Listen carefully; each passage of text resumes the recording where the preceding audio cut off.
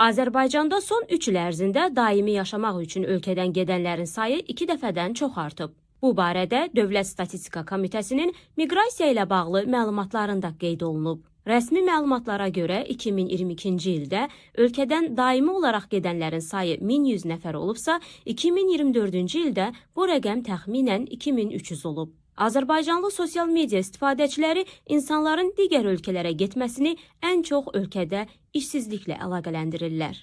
Mən kənddə yaşayıram, siqaret pulu tapa bilmədim. İndi Peterdə yaşayıram, 2 otaqlı ev almışam və krallar kimi yaşayıram. Özüm də kafel metlaq ustasıyam. İlqar adlı istifadəçi yazıb.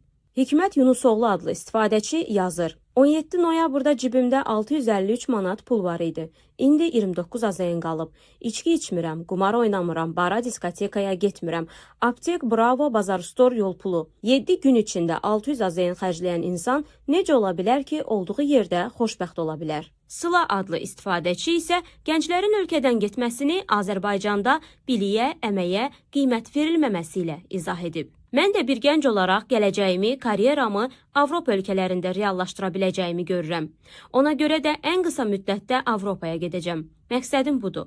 Ağayev adlı digər istifadəçi belə yazıb. Gənc qoyubsuz ki qala, ölkəni idarə edənlərin balaları, qohum-əqrabaları hamısı dolanır, qalanı sürünür. Ona görə də başını götürən qaçır ölkədən. Ramos 87 adlı istifadəçi fikrini belə bildirib. Onlar arasında maaşların aşağı olduğunu səbəb kimi göstərənlər də var. Elnur adlı istifadəçi deyib ki, Azərbaycanda maaş problemi var. Çox iş, az maaş.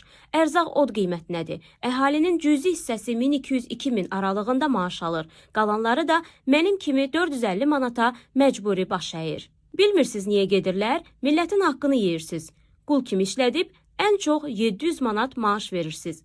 Millət nəinki arzularını həyata keçirmək, heç dolana bilmir. Özbaşınalıq baş alıb gedir. Heç bir idarə düzgün işləmir. Hamısı rüşvətxordur. Qərib Məmmədli adlı istifadəçi səbəbi belə izah edib.